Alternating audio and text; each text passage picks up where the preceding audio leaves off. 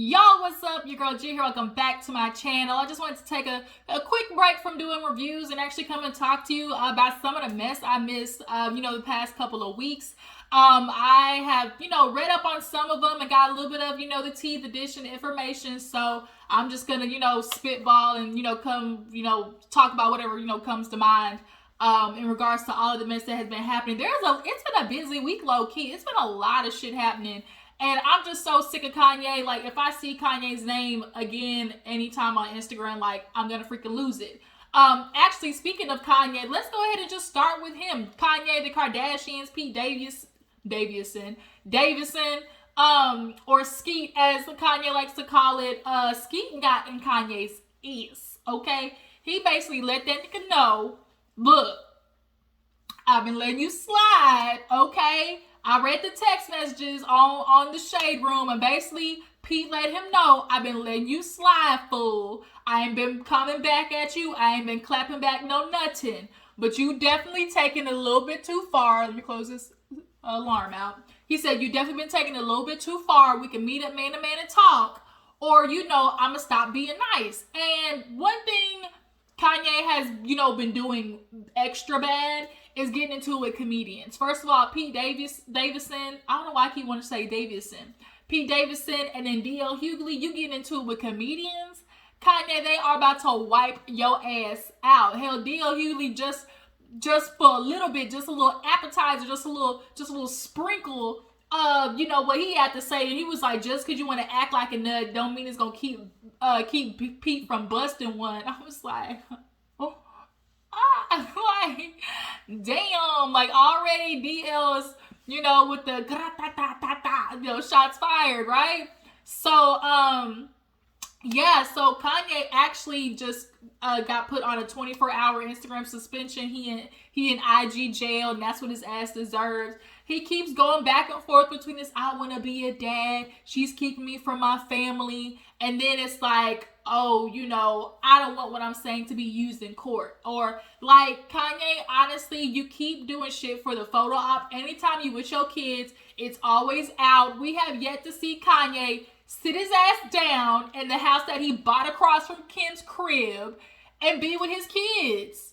We have yet to see Kanye stay his ass at home and be with his kids. He's always out doing shit. He wants to have the photo op. And it's like so sad that he's now using this trope of, they're trying to keep a black man down. But you didn't care about being a black man when it came to giving the Kardashians the culture. Remember that?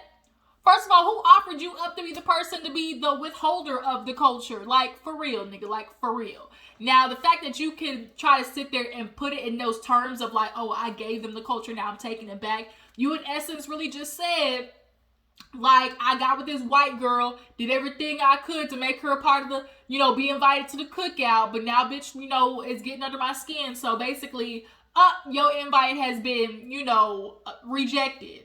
And it's kind of like, wow, like, Kanye, I mean, you said it best. When you get on, you leave your full white girl. And Kanye did it. It's so annoying. Like, it's just so annoying. And literally every girl he's been dating has been white. From white or some type of persuasion. He got this new girl. I think her name is Chanel, actually. And looks literally just like him. Like, it's sickening. But nonetheless, Kanye, he's definitely been out here causing too much commotion. I'm not here for it. I'm not here for the niggas like Whack 100. He's exactly what he is. Whack. Whack. Whack. In all capital letters. Whack. Okay? Whack 100 ass. Now talking about, oh, just because they skin folk don't mean they kin folk. And it's kind of like, y'all do this shit all the time. Anytime, especially when we go after men, and particularly black men, y'all love to put this, trying to tear a black man down. Niggas, y'all don't be acting right. Y'all don't act right. Like, there's never been any sense of accountability when it comes to y'all's group as a whole. Every time we get to start talking about black men and what y'all do wrong, y'all want to put, you're just trying to kick us while we down. We got to deal with the world already coming for us, and now y'all doing the same thing too. Nigga, yes. Yes, because what you're doing is foul and wrong. At the end of the day, Kanye has been stalking Kim. He's been making it extra hard for her to have this relationship with Pete. And you've been trying to use those kids as pawns. You're not really being a dad, Kanye. So cut it the fuck out with this fake, family sitcom, you know, shit that you're trying to do with, oh, I's the pappy, I'm there for the kids type stuff. Like, what the, get out of here. And all the men who try to be behind Kanye's back, like, we are seeing a lot more men. And if it honestly hadn't been for DL Hughley, like, there wouldn't have been, I don't think, like, more men saying anything. Like, DL Hughley was really kind of the first one that I saw that was kind of like, bruh, you wildin'. Like, had her dad been alive, or, you know, had that been your daughter and she was experiencing that from a man, like, you would be pissed off. And so now Trevor Noah actually said something. I didn't read the whole thing, but Trevor Noah had some words, and I fuck with Trevor Noah, so I'm sure he said some very enlightening things to Kanye. Whether he's gonna take it or not, I mean, he most likely ain't. But he's just, like, Kanye is just off the rails. And, like, we're not going to sit here and keep ignoring everything that Kanye's doing because he's a black man. You know? Like, the fuck out of here. And you're making it so much easier for Kim to be able to run to the courts when she ready to file for sole custody. When she ready to file for sole custody, don't be mad when she get it. Because, oh, they got enough proof, okay? With you cutting Pete's head off in the music video and shit like that. And then moving across the street, now that's, you know, a threat upon her safety and shit like that. Like, Kanye, come on, bruh. And then you want to be mad at North, who's on TikTok. Like, look who you're married to. Like, their whole family makes their living off of social media. So if you want North to not be on social media, that's going to be in your household. But as long as North is with Kim, she's going to be allowed on social media, and that's her household, and ain't a motherfucking thing you can do about it. Okay? Okay. Moving on. So, from Kanye, one messed up nigga to another, let's talk about old Stevie J. You know, Stevie J, ever since he stepped foot on Love and Hip Hop, and that whole Joseline and Mimi shit happened, we just really were able to just really get a peek into what type of nigga he is. And he just has no morals. He likes integrity. He likes character. And he's the same man, just like these other niggas out here be like, oh, you know, I need a girl who gonna be submissive. Who gonna submit to me. I literally just roll my eyes when I just think about shit like that. What is it about the idea of somebody submitting to you? Like, it just gets men. Like, this idea of like, oh, submission to me. I want a wife to submit to me. Nigga, do you deserve to be submit to? Because niggas like Stevie J certainly don't.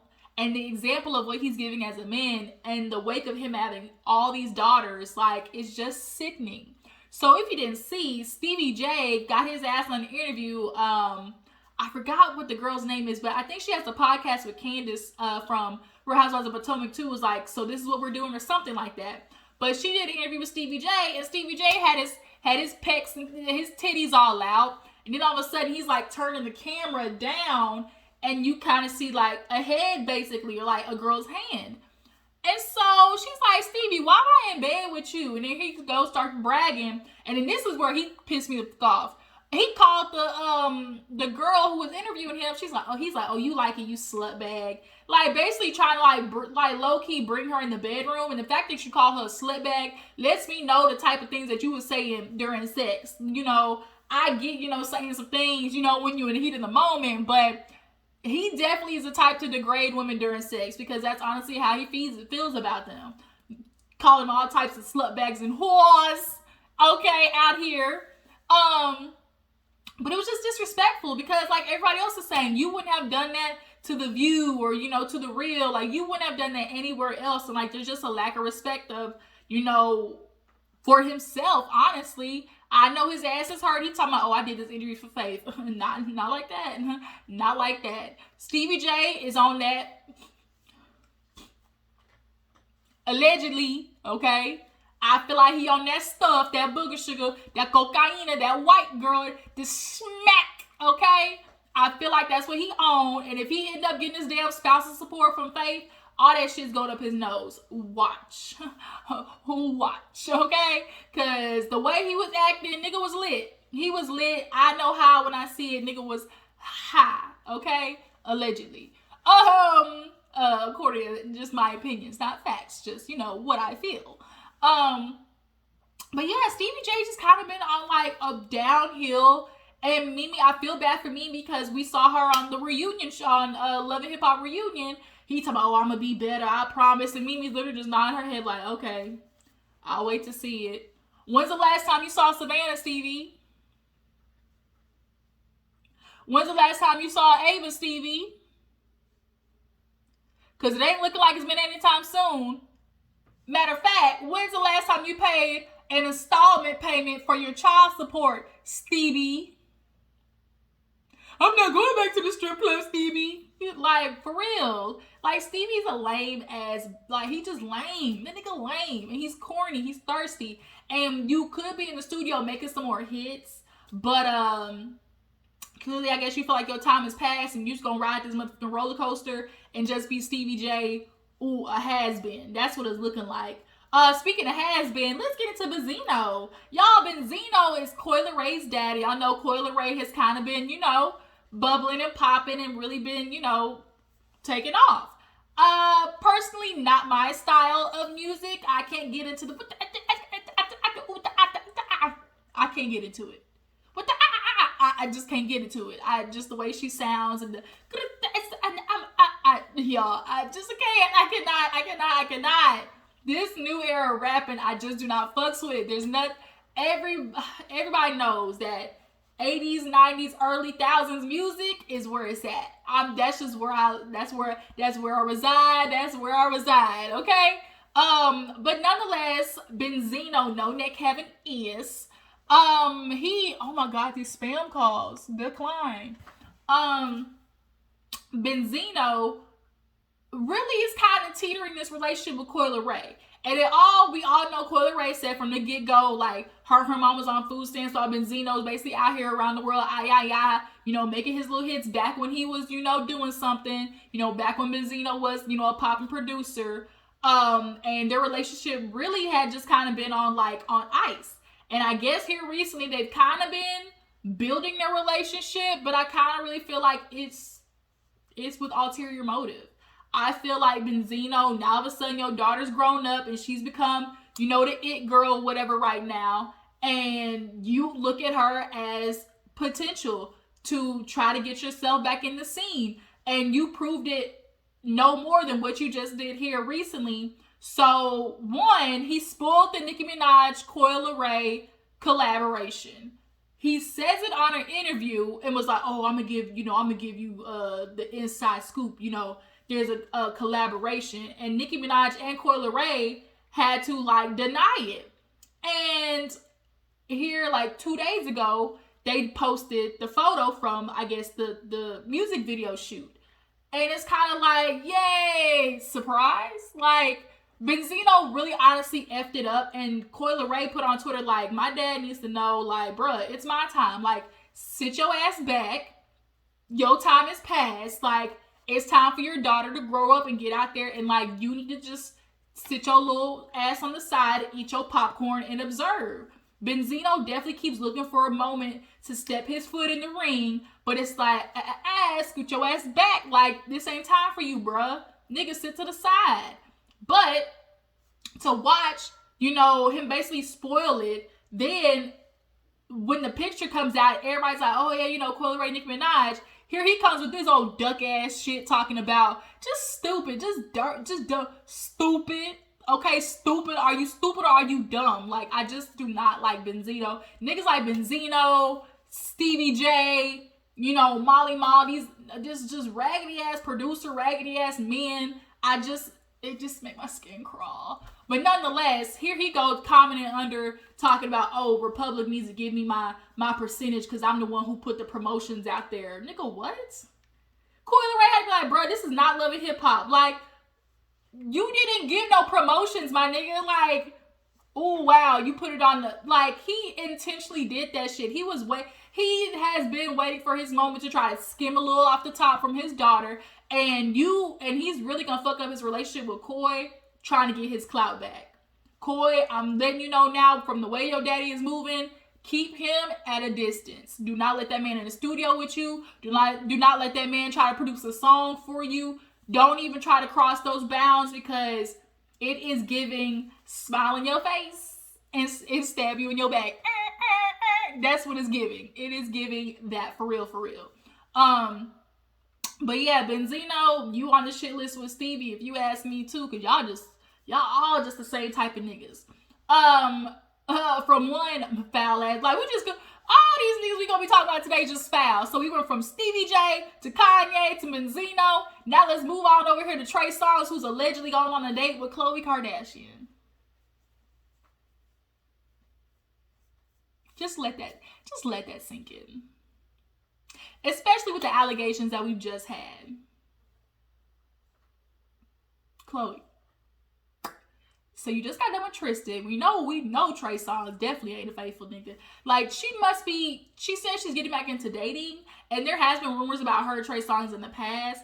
I just kind of feel like she's just going over there for the dick. Like, I'm hoping that's what's happening. Like, and even if it is just for the dick, the fact that you are allowed, you spreading your legs for a man who got all these motherfucking allegations. Khloe. Boo-boo. Yikes. Like, you might want to go to a therapist, you know, because that's bad. Like, you letting Trey Songz hit it, and we all understand Trey Songz is a tripod. We understand, look, we understand he come with a certain girth and length, okay? But niggas like that are usually the ones you need to stay away from, okay? They're typically the ones that will fuck up your life, all right? And he clearly has already, you know, effed up other people's lives, and you should want to be a part of that. Clearly, after what you just been through with Tristan motherfucking Thompson, okay, bitch? So, Khloe, if this is true, girl, you are a lost cause. People really be trying to root for you. Like, we were rooting for you. We were all rooting for you. Of all the Kardashians, you probably were, like, the most favorite. Like, people were rooting for you to have a baby and have the fit. Like, but girl, like, the way you've been acting has just literally, we is chopping all you Kardashians off just like, just chopping them off the block, because bitches, we is not fucking with y'all, okay? But yeah, so do y'all believe that she's having a date with Trey? Or do you guys just feel like she getting what we call the transition dick? You know, the transition dick is what you go to, like, after you break up with somebody, but you just need somebody kind of be in a little entanglement with. Like, I'm hoping and praying that's what she's doing. I just, there's no way she can really be wanting to be in a relationship with that man. I pray, Lord Jesus, she can't be that stupid. But, I mean, she's proven in the past. Bitch is dumb. Are you dumb? Yes. So, who else did I want to talk about? There was somebody else. Joseline, y'all. Joseline Hernandez, y'all. First of all, I think the more seasons of Joseline's Cabaret that people are watching, we're starting to realize that Joseline's a villain. She kind of went through this phase where everybody was like, you know, rooting for Joseline. She became a little bit softer, you know, with Bonnie Bella, her daughter. Like, she just was on a different frequency. But after joining Zeus, I think Zeus has really got Joseline, you know, feeling herself a little bit, you know, in comparison to where Stevie's going and where Joseline's going. We can see that, you know, karma has definitely hit Stevie's ass. She ain't going back to the strip club, Stevie. I mean, technically she is. But not on your accord. She walking in there on her own will and cognizance, okay? Ain't that how you say it? Or on your own cognizance? Ain't that how you say it? I feel like that's how you say it. Nonetheless, Joseline, she needs help. She needs help. Because to watch her have these Joseline Cabarets on Zeus, and on one end be like, oh, I'm giving these ladies an opportunity, you know, that I didn't have, you know, people didn't care about me when I was in the industry. They just, you know, were trying to take advantage of me. I don't want the ladies to experience that. I want them to have a platform for them to take off, and I can, you know, be a mentor to them. You say that on one end, but then on the other end, is you bitches and hoes, and y'all ain't nothing to me. I'm pimping y'all. You know, you ain't shit. Your titties saggy. That's why you're long legged. That's why you got giraffe kneecaps. That's why your daddy don't want you. That's why your nigga over there in the corner pimping your ass out. Like, wait a minute. Like, what the fuck? Like, what? Like, Joseline, that's not how this is supposed to go as far as Joseline's Cabaret. And as far as Cabaret goes, bitch, we ain't seen Nana now. A practice on the stage. We ain't seen now audition. We ain't seen now like, okay, routine of what the girl's gonna do on stage. Like, it has just strictly been titties, ass, and whoopings. Like, titty, ass, and fights and scraps, and then the devil and Bible. Apparently, I don't watch Joseline's Cabaret. I just can't. I just can't.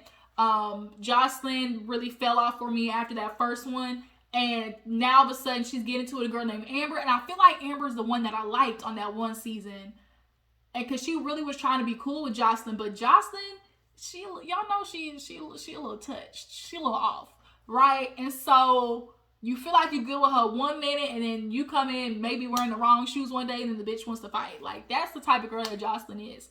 So this girl Amber basically said that her and Joseline was getting into it, and she punched Joseline, and in response to that, basically Ballistic like hit her and pulled her hair, and she got beat up, and now her ribs are bruised, and she's now in the hospital, and she's basically talking about how, like, you know, it's been a lot of bitches who've been wanting to fight Joseline, and she don't ever want to do it. We know that. Joseline is really just like all talk. She all talk. We know she loves talking for the camera and making scenes and stuff like that. But bitch, let's square up one-on-one, okay?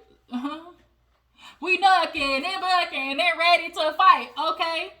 What's the other one? What's my other favorite one?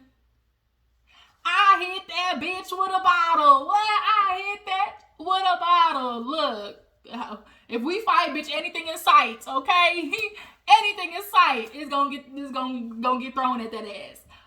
But nonetheless, Joseline really does a good job of like swelling up, and then when she picks, she knows what girls to pick to put that energy on. Cause I know she didn't have all that damn energy with that tall ass big bitch that was on Joseline's Cabaret here recently.